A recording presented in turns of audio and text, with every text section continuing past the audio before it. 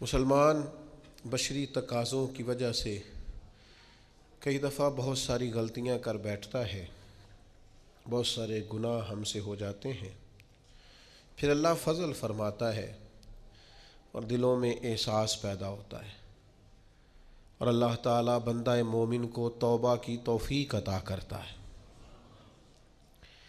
اب یہ کہ توبہ کسی شخص نے کی، اللہ کے حضور وہ رجوع لایا، اس نے ارادہ کیا کہ اب وہ اپنے مالک کا فرما بردار بن کر وقت گزارے گا، نافرمانیوں سے اللہ تبارک و تعالیٰ کی بارگاہ کی جتنی بھی اس سے نافرمانی ہوئی ہے اس سے وہ سچے دل سے تائب ہوگا، تو اس کے لیے وہ کیا کرے؟ توبہ کے بعد کیا شرائط ہیں اور کیا ضروریات ہیں جس کے بعد وہ سمجھے کہ اب میں اس رستے کا مسافر بن گیا ہوں جو رستہ اللہ کی رضا کا رستہ ہے، حضور علیہ الصلاۃ والسلام کی اتباع اور پیروی کا رستہ ہے، وہ رستہ ہے جو جہنم سے بچا کے جنت کی طرف لے کر کے جائے گا۔ تو قرآن مجید نے سورہ نساء کے اندر توبہ کرنے والوں کی بابت ارشاد فرمایا کہ توبہ کرنے کے بعد والی زندگی کیسی ہو، توبہ کی شرائط کیا ہیں، توبہ کن بنیادوں پر ہے۔ کیا خالی توبہ توبہ پکار لینے سے، شب برات کی رات رو لینے سے، شب قدر کی رات آنسو بہا لینے سے اور اللہ کی بارگاہ میں 2 نفل ادا کر لینے سے توبہ مکمل ہو گئی؟ تو قرآن مجید نے یہاں توبہ کا ذکر فرمایا، اگرچہ پیچھے جو آیات ہیں اس میں تذکرہ منافقین کا ہو رہا ہے کہ منافق جہنم کے سب سے نچلے طبقے میں ہوں گے، لیکن فرمایا اگر وہ توبہ کر لیں تو توبہ کے بعد کیا کریں؟ فرمایا الا الذین تابوا، مگر وہ لوگ جو توبہ کر لیں، وَأَصْلَحُوا، اور پھر سنور جائیں، پھر اپنے آپ کو درست کریں، پھر اپنی تربیت کریں، پھر اپنی اصلاح کریں۔ اور کیسے کریں؟ وَاعْتَصَمُوا بِاللَّهِ، اللہ کی رسی کو مضبوطی سے تھام لیں، اللہ کے ساتھ جڑ جائیں، رب رسول سے رشتہ مضبوط کر لیں۔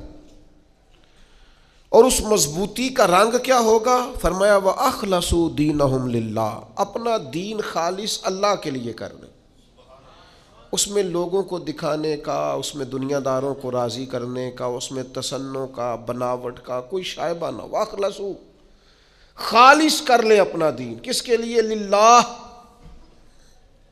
اللہ کے لیے اپنا دین خالص کر لیں۔ یہ شرائط بتائی جا رہی ہیں، توبہ کے بعد کی زندگی بتائی جا رہی ہے۔ ایک توبہ کریں، پھر اپنی اصلاح کریں، اپنی تربیت کریں، اپنے اندر سے کمزوریاں دور کریں۔ وَاعْتَصَمُوا بِاللَّهِ، اللہ کی رسی کو مضبوطی سے تھام لیں۔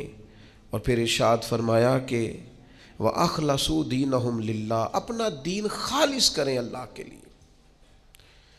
جو بھی کام کریں، تھوڑا کریں، زیادہ کریں، کم کریں، کثیر کریں، محض رضا الہی کے لیے کریں، اس میں یہ دنیا داری کا شائبہ نہ ہو۔ میں کیسے آپ کو عرض کروں کہ بہت سارے دینی کام بھی لوگ دنیا داری کے لیے کرتے ہیں، بہت ساری محفلیں، مجالس بھی اپنا نام اونچا کرنے کے لیے ہوتی ہیں، بہت سارے کاموں سے مقصود یہ ہوتا ہے کہ چلو اس طرح نہیں تو اس طرح ہی میرا قد اونچا ہو جائے گا۔ وَأَخْلَصُوا دِينَهُمْ لِلَّهِ، خالص ہو جاؤ، خالص ہو جاؤ۔ نبی کریم صلی اللہ تعالی علیہ وسلم نے فرمایا تو مخلص ہو جا، تیرا تھوڑا عمل ہی تجھے کفایت کر جائے گا، تھوڑا عمل ہی زیادہ ہو جائے گا، اللہ تعالیٰ فضل کر دے گا، پر شرط یہ ہے کہ تو مخلص ہو، خالص ہو جا۔ فرمایا جب یہ چیزیں تیرے اندر پیدا ہو جائیں گی فَأُولَٰئِکَ مَعَ الْمُؤْمِنِينَ، تو پھر اللہ تعالیٰ انہیں مومنوں کے ساتھ شامل فرما لے۔ میں کہہ چکا ہوں بات تو پیچھے منافقین کی ہو رہی ہے، لیکن یہاں صوفیاء نے باریک نقطہ بیان کیا۔ فرمایا جب تو توبہ کرے گا، جب تو اپنی اصلاح کرے گا، جب تو اللہ کی رسی مضبوطی سے تھام لے گا، جب تو اپنا دین اللہ کے لیے خالص کر لے گا، پھر اللہ تجھے اپنے کامل بندوں میں شامل فرما لے، پھر تو کاملین میں آ جائے گا۔ مومن جو کامل ہوتے ہیں ان کی صفوں میں اللہ تجھے کھڑا کرے گا۔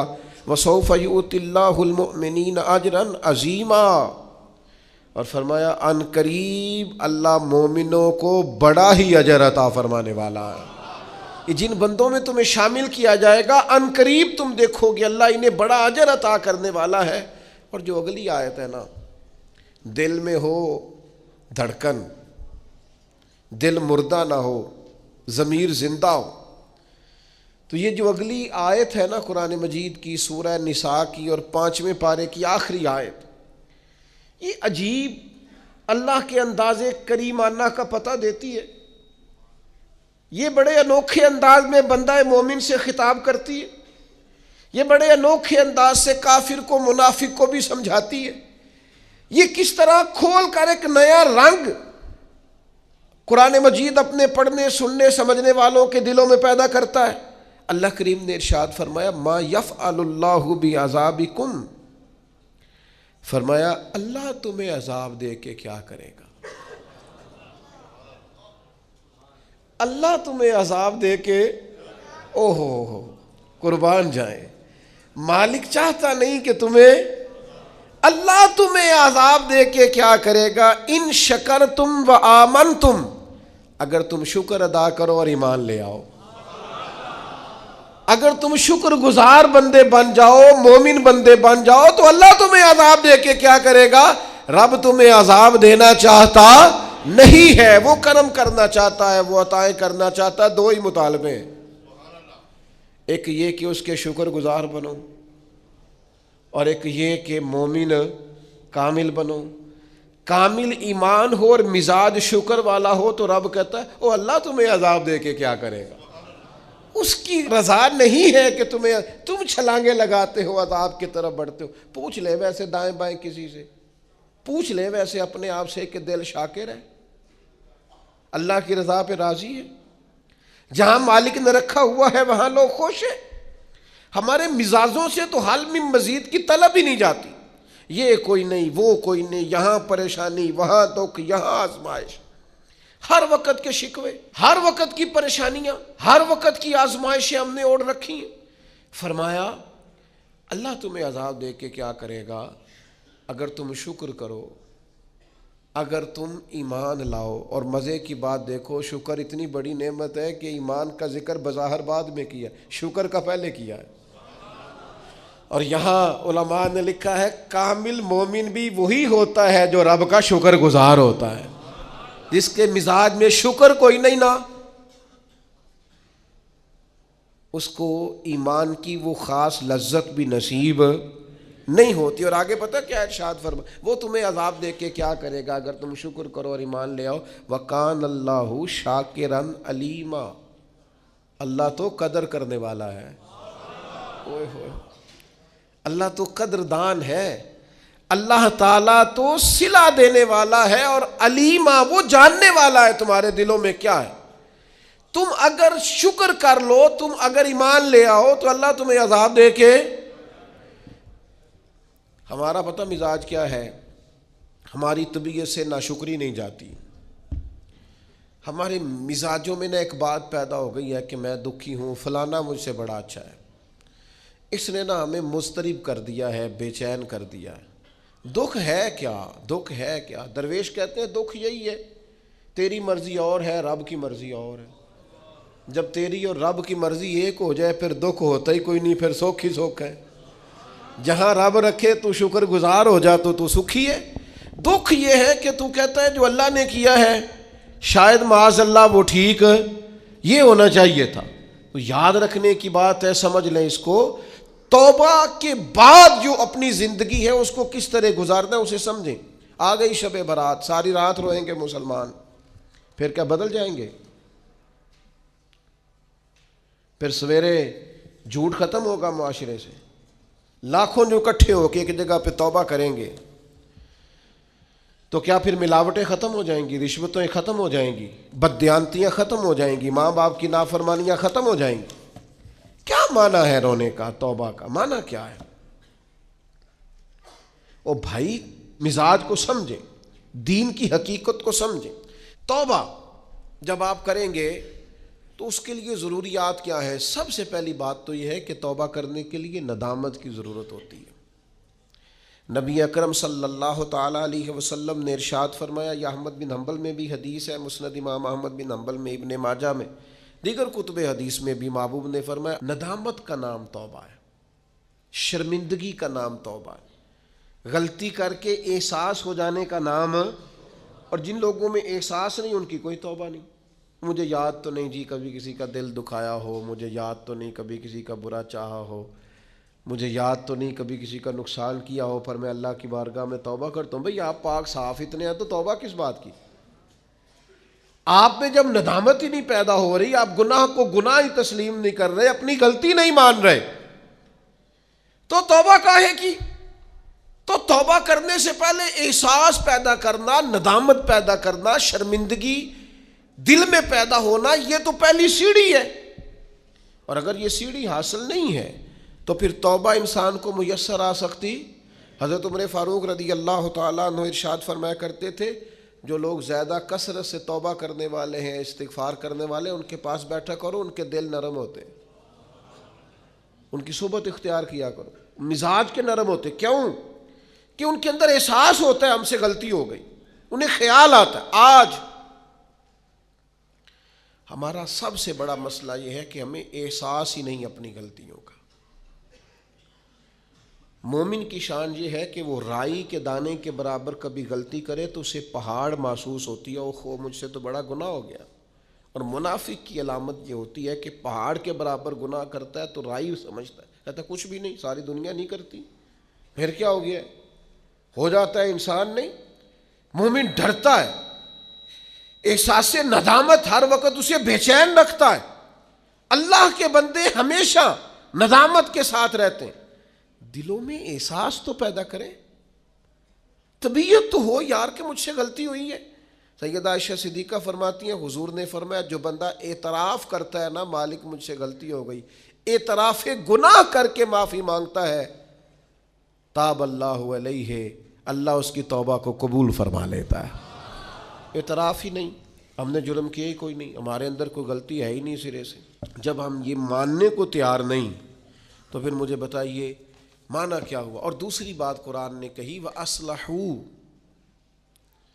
پھر وہ اپنی اصلاح بھی کرے، پھر گناہ چھوڑ دے جس سے توبہ کی، پھر دوبارہ اس خطا کے پاس نہ جائے۔ پکا ارادہ تو کرے کہ آج کے بعد دوبارہ یہ جرم نہیں کرنا، لیکن توبہ بھی خوب کی، شب برات کی ساری رات روئے، عمرہ بھی بہت کثرت سے کیا، وہاں جا کے بھی بڑی معافیاں مانگی، لیکن واپس آ کے وہ گناہ چھوڑا ہی نہیں۔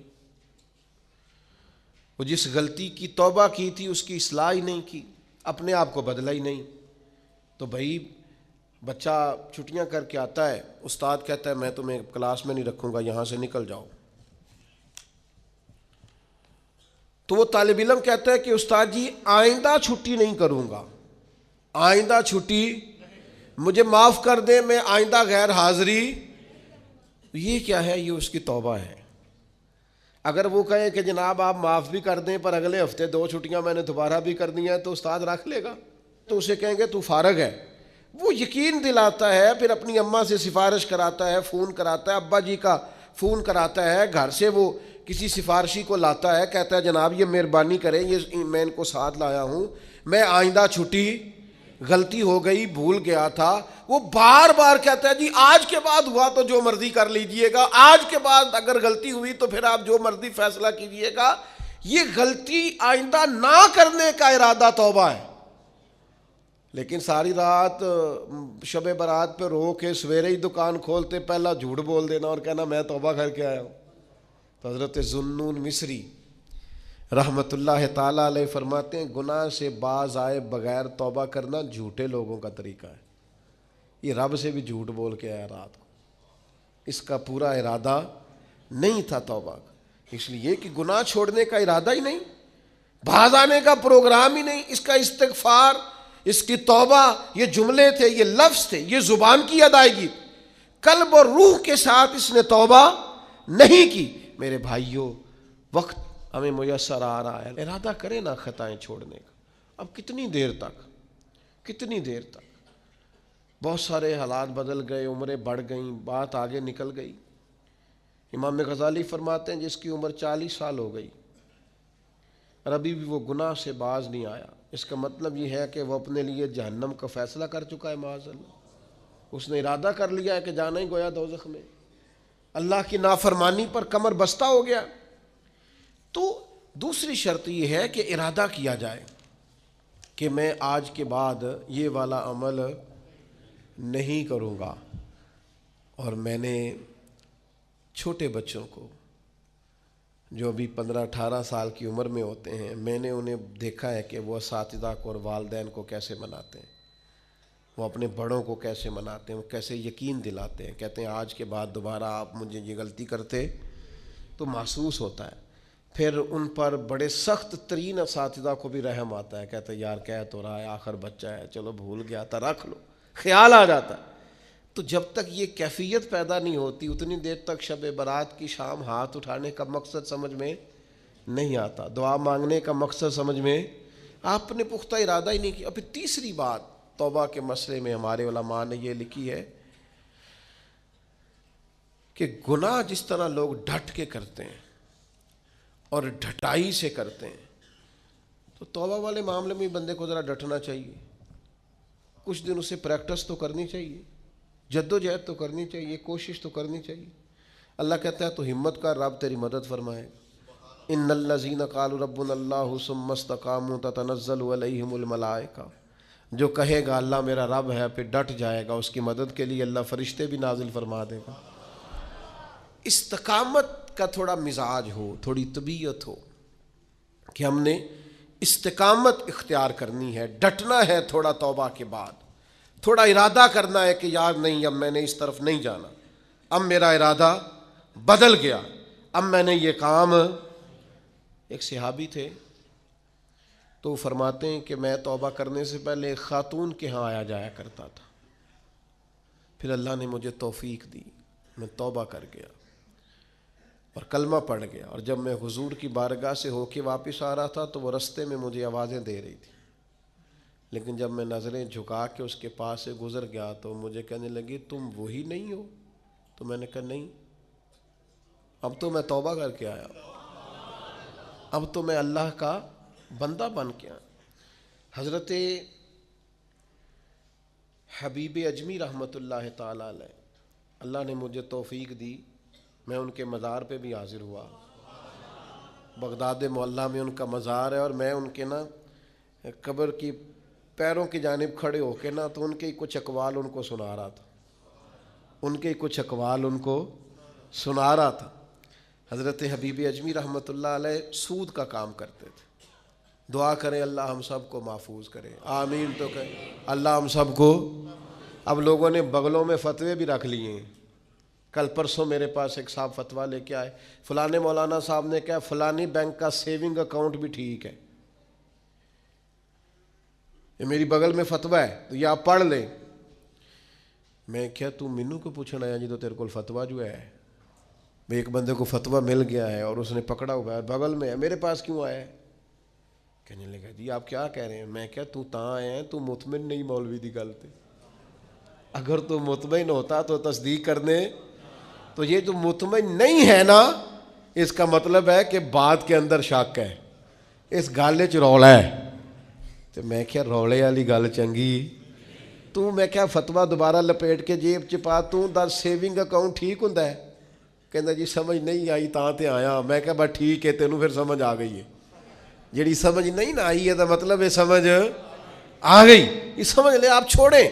میں کسی کا نام نہیں لیتا، کوئی بات نہیں کرتا، میں آپ کو بخاری کی حدیث سناتا ہوں، نبی پاک علیہ السلام نے فرمایا ایک حلال ہے وہ بھی واضح، ایک حرام ہے وہ بھی واضح ہے، ایک میں شک ہے کہ پتہ نہیں حلال ہے کہ پتہ نہیں حرام ہے۔ میرے کریم محبوب نے فرمایا تم نے شک والی چیز سے بھی بچنا ہے، شک سے بھی تم نے بچنا ہے، اس لیے کہ مسلمان طیب اور طاہر کا قائل ہوتا ہے، وہ پاکیزہ مزاج ہوتا ہے، پاکیزگی کا قائل ہوتا ہے۔ بھائیو یہ بچیں، یہ رزق حرام اتنا نقصان کرتا ہے کہ انسان کا اللہ سے رشتہ کمزور کر دیتا ہے۔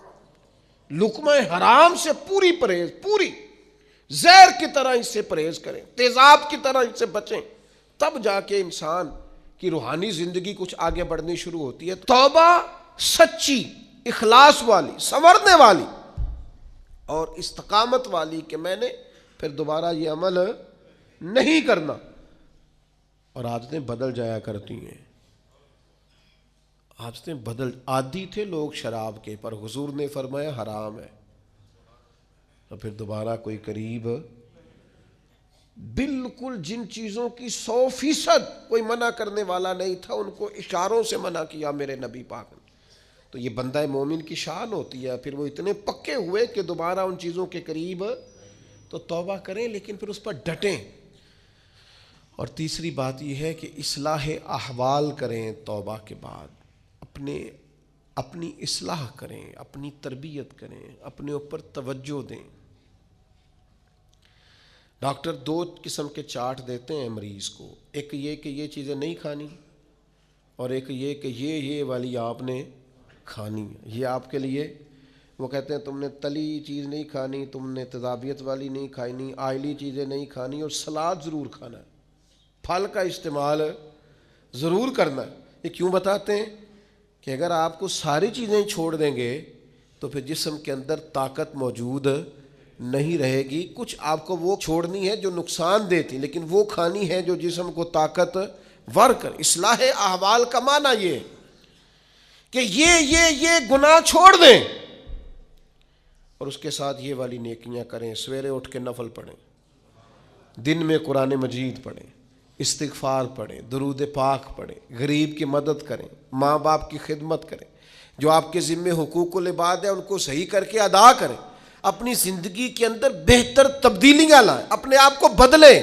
اور نوجوانوں سے کہوں گا سونا ذرا کام کریں، آرام پسندی اور وجود کی آرام طلبی سے باہر نہیں، آپ ضائع ہو جائیں گے. تھوڑی مشقت کریں، تھوڑا کم سونے کا مزاج بنائیں، کم کھانے کا مزاج بنائیں، کم بولنے کا مزاج بنائیں. اصلاح احوال کے لیے ضروری ہے کہ ہم تھوڑی سی لذات کو ایک ایک کر کے کم کرنا شروع کریں تاکہ ہماری روحانی زندگی مضبوط ہونے لگے. پھر میرے بھائیوں، توبہ کے لیے ایک بڑا لازمی اور بڑا اہم اور بڑا بنیادی نقطہ یہ ہے کہ کچھ کام ایسے ہوتے ہیں جو اس نقطے کے بغیر ہو ہی نہیں سکتے. وہ نقطہ کیا ہے؟ وَاعْتَصَمُوا بِاللَّهِ، اللہ کے ساتھ تعلق کو مضبوط کریں،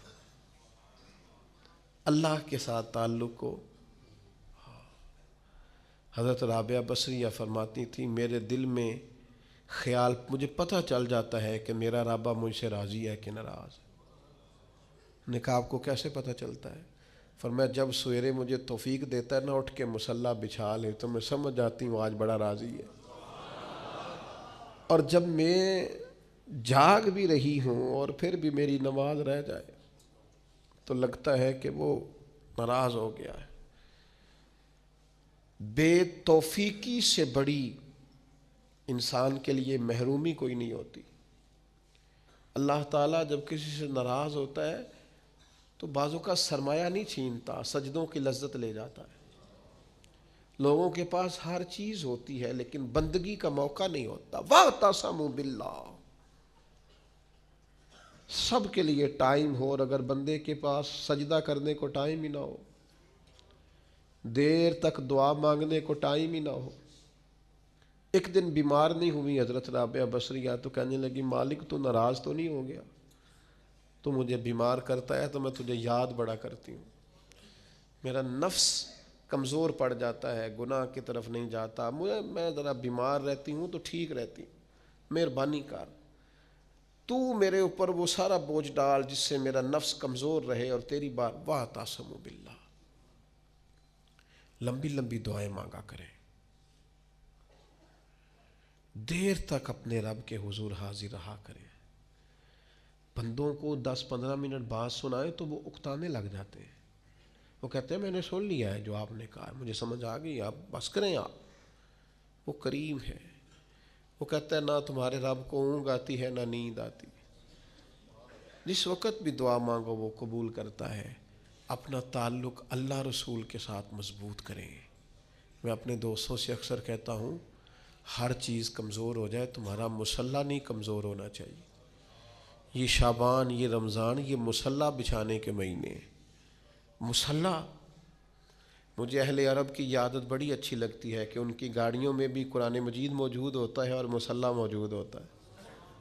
ہر جگہ نماز کا اہتمام، قرآن کا اہتمام، اس کو اپنی زندگی میں لاگو کریں۔ میری آپ سے اپیل رہے گی کہ خدا را اب ہم بس کریں، بڑی ہو گئی دنیا داری، اور یہ جو ہم نے چاروں جانب جال بچھایا ہوا ہے نا، اس کو بھی راضی رکھا ہوا ہے، اس کو بھی راضی رکھا ہوا ہے، اس سے بھی تعلق بنا ہوا ہے، اس یہ بڑا کمزور جال ہے، ایک منٹ میں ٹوٹ جائے گا۔ لوگ کوئی نہیں لمبا چلتے کسی کے ساتھ، آرزویں بدل جاتی ہیں، تعلقات بدل جاتے ہیں، کچھ بھی نہیں ہوتا، کوئی نہیں لمبا چلتے۔ میں ایک جگہ بیان کرنے کے لیے گیا تو میں رو پڑا۔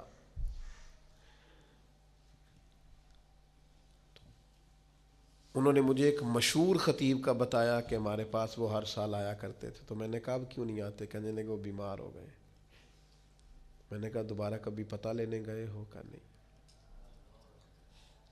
اور میں نے کہا بیچارہ بیمار ہوا ہے، تم نے تو زندگی میں ہی چھوڑ دیا، مرنے کے بعد کیا حال ہوگا؟ لوگوں کو تو اس شہرت سے اور اس واہ واہ سے دلچسپی ہوتی ہے، وہ چمکتے ہوئے آفتاب سے، کبھی سورج ڈوب جائے تو کوئی یاد کرتا ہے اسے، کبھی چاند چلا جائے تو کوئی یاد کرتا ہے۔ او پئیاں دس دیاں قبراں جنہاں تے پھول پے، ادھروں کوئی نہیں جی آمدہ تے ادھروں لکھاں گئے۔ ایک بزرگ اپنے بیٹے کے ساتھ قبرستان گئے تو ایک پرانی قبر پہ بیٹھ گئے اور بیٹھ کے رونا شروع کر دیا۔ پرانی قبر تھی، ٹوٹی ہوئی تھی۔ کہنے لگا ابا جی کیا ہوا، آپ کیوں رو رہے ہیں؟ تو بزرگ تھے نا، اہل معرفت میں سے تھے۔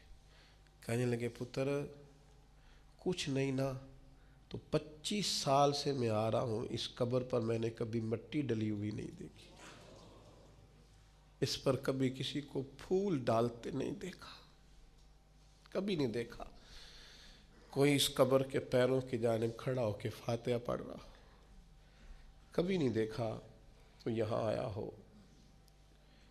تو لوگ تو کہنے لگے 20-25 سال تو مجھے بیت گئے۔ ان کا بیٹا مجھے بتانے لگا کہ ابا جی بڑا روئے، والد صاحب کہنے لگے کہ پتہ نہیں ہمارے ساتھ کیا ہونے والا ہے، آتے ہی نہیں لوگ، بھول گئے۔ آپ چلے جائیں قبرستان میں، کئی قبریں شکوہ کریں گی کہ کوئی نہیں آیا، زمانہ بر مزار ماں غریباں۔ یہ جہانگیر کی قبر پہ لکھا ہے کہ میں غریب ہوں، میری قبر پہ تو بلبل بھی کوئی نہیں آتی، کوئی بلبل ہی گیت سنا جائے آ کے، کوئی پروانہ ہی نہیں آتا۔